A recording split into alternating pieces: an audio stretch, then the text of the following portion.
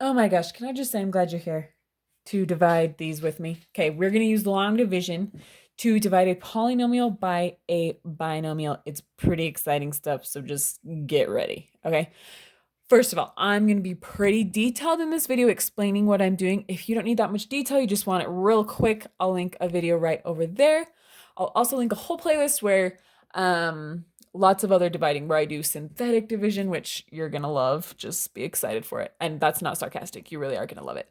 Um, and dividing using factoring, all sorts of other videos. So check those out if you need to. Okay, but let's get started. So we are using long division to divide these. So let me give you like the quickest long division review. You've probably been doing this since the 3rd grade, but if I'm dividing 5 into 765, I do know my numbers. I start with my 5 here and I say, how many times does 5 go into 7?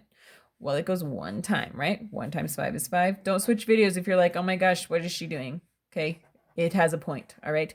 How many times does 5 go into 26? It goes 5 times. 5 times 5 is 25.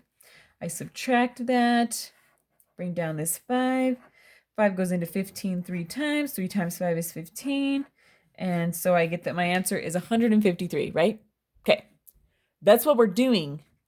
We've just added in some variables and exponents, okay? But you can do it. So start out the same. I put this number on the inside of the box, x to the 3rd plus 4x squared minus 9x minus 36. Do my fun little divide bar, and x plus 3 goes on the outside. So what I'm basically trying to figure out is what times x plus 3 gives me this guy, okay? So what I start with is what times x will give me x to the 3rd? Well, if I multiply x by x squared, I get x to the 3rd, okay? So I'm going to write x squared up here, and I'm going to write it over my x squared that's in here to just help keep it nice and beautiful and so I know where everything is, okay? Then I'm going to take this x squared, multiply it by this x, which gives me x to the 3rd. Okay, then, not quite done, I'm going to take the x squared and also multiply it by the 3, okay? So x squared times 3 gives me 3x squared, and it's positive, so plus 3x squared. All right, in my other problem, the kind you've probably been doing since 3rd grade, what do I do next? I subtract, okay? So that's what I'm going to do. I'm going to subtract x to the 3rd, which I like to circle mine just so I remember, like, I did that subtract if I have to look back later. Anyway, so I just like to circle it. That's not necessarily like a math rule. It just helps me keep things straight. So that's why I circle it.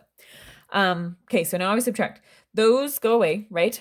4x squared minus 3x squared leaves me with just 1x squared, or we usually just write x squared.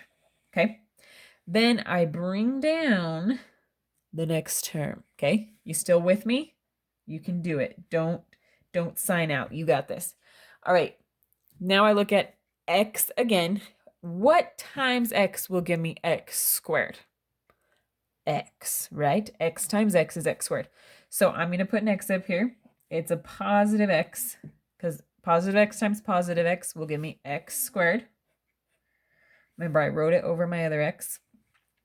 So I did x times x is x squared. X times 3 gives me a positive 3x.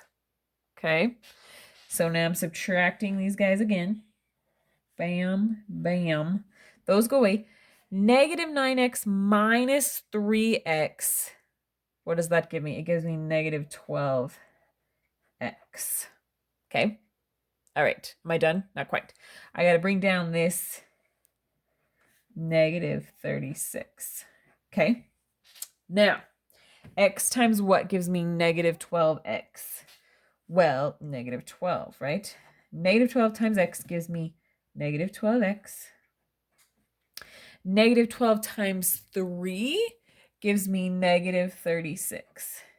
Okay, now remember, now we subtract. When I subtract a negative, it goes positive, okay? So I'm subtracting a negative 12, which is the same as plus. Same with the minus a negative 36 gives you plus 36. So all of those end up going away. I'm left with a 0. Okay, that's my remainder. So in this case, the remainder is 0.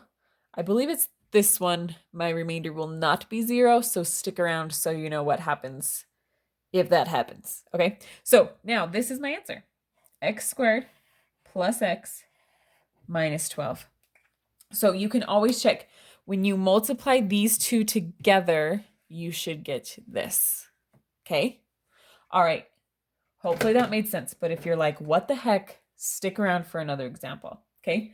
I also had one note that I needed to show you, which is going to apply to this problem as well. If you have a problem like this, where you'll notice I have 2x to the 4th plus 3x squared minus x plus 5. I don't have an x to the 3rd, right? Well, when we use long division, we want everybody there. So if you're missing one, you put it in with a 0, okay? And I'll do an example of that here. So just wanted to mention it because it's coming, okay? All right, so next one. What do? This one goes on the inside. So I've got 2x to the 3rd minus 5x squared minus 18x plus 45. Then I draw my division bar. I've got x minus 3 on the outside. So x minus 3 times what will give me this? Okay. X times what will give me 2x to the 3rd? Well, 2x squared times x will give me 2x to the 3rd, right? I wrote my x squared over my other x squared. 2x squared times x gives me 2x to the 3rd. 2x squared times a negative 3 will give me negative 6x squared. Okay, feeling okay about this? Yes? All right, then I am going to subtract these. So minus, I like to circle it so I know what I'm doing. This we're minusing a negative, so we're actually adding. Okay. All right, those go away, right? Then I've got negative 5x squared plus 6x squared. So that leaves me with 1x squared, or we usually just write x squared. Okay. Bring down this negative 18x. Okay. Back to the, not the beginning, but what we did at the beginning. So x times what will give me x squared? X, right? X times x is x squared. So plus x up here over my other x. X times x gives me x squared. X times a negative 3 gives me negative 3x. Okay. All right, now I'm going to subtract these. So minus the x squared minus a negative 3x gives me a positive 3x. So those go away. Negative 18x plus 3x gives me negative 15x. Okay. Bring down the 45. All right, we're getting close here. X times what gives me negative 15x? Negative 15, right? Negative 15 times x gives me negative 15x. Negative 15 times a negative 3 gives me a positive 45.